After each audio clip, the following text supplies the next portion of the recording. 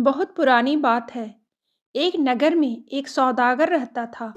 उसकी 3 बेटियां थीं। तीनों देखने में अत्यंत सुंदर थीं, एकदम राजकुमारियों की तरह।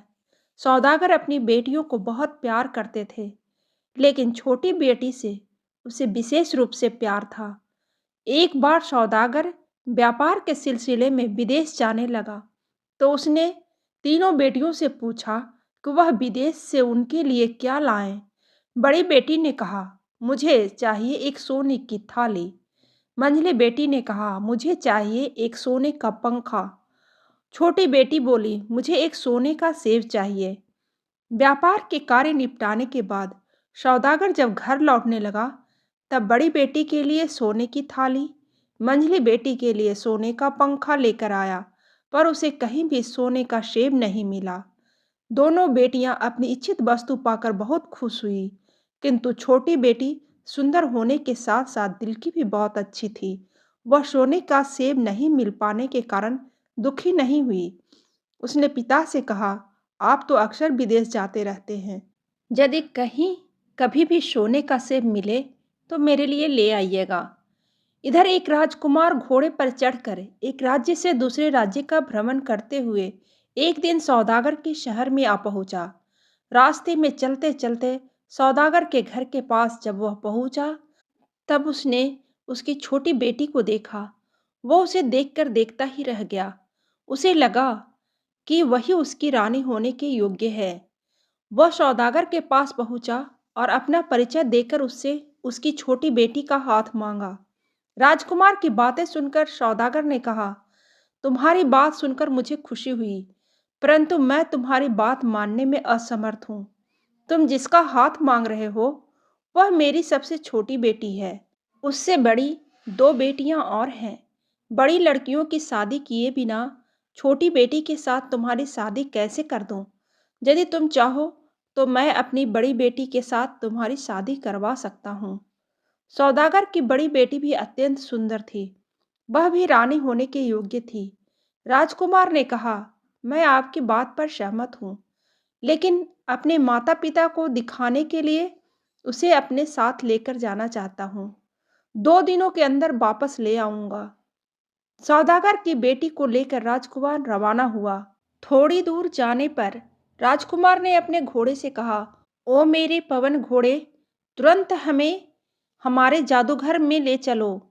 राजकुमार का आदेश पाते ही घोड़ा पवन की गति से उड़ने लगा और कुछ ही देर बाद घने जंगल के भीतर स्थित एक छोटे से घर के दरवाजे के समीप जाकर रुक गया।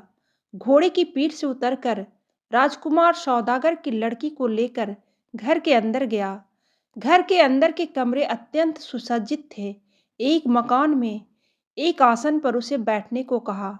वह आसन अत्यंत सुंदर और नरम था। जब सौदागर की बेटी उस पर बैठी, तब एक दासी उसके लिए शरबत का गिलास लेकर आई। राजकुमार के अनुरोध पर सौदागर की बेटी ने शरबत पी लिया। अब राजकुमार ने सौदागर की बेटी से पूछा, तुम इतने नरम आसन पर पहले कभी बैठी थी और इतना बढ़िया शरबत कभी पिया था? सौदागर की बेटी बोली, इतने नरम आसन पर कभी नहीं बैठी और इतना बढ़िया शरबत जीवन में कभी भी नहीं पिया। राजकुमार ने कहा, मेरे प्रश्न के उत्तर में तुमने जो कहा है, उस तरह का उत्तर रानी होने योग्य लड़की के मुख से कभी नहीं निकलेगा। तुम रानी होने के योग्य नहीं हो। चलो, तुम्हें तुम्हारे पिता के घर छोड़ देता हूँ। राजकुमार सौदागर की बड़ी बेटी को लेकर सौदागर के घर की ओर चला। इसके बाद सौदागर की मझली बेटी को लेकर राजकुमार अपने उसी घर में पहुंचा।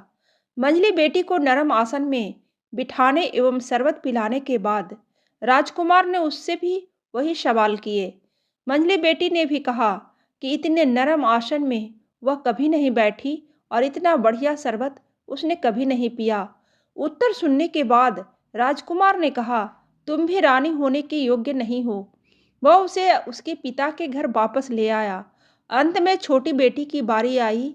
अन्य 2 बहनों की तरह उसे भी नरम आसन पर बैठाया गया एवं पानी पीने के लिए शरबत दिया गया।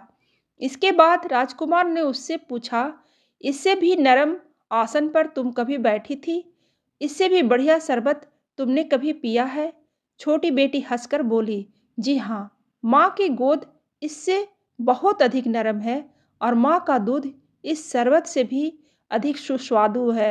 सौदागर की छोटी बेटी के उत्तर से अत्यंत प्रसन्न होकर राजकुमार ने कहा, तुम्हारी जैसी लड़की ही मेरी रानी होने के योग्य है। राजकुमार ने सौदागर की छोटी बेटी को उसके घर पहुंचा दिया और सौदागर को सारी बातें बताई।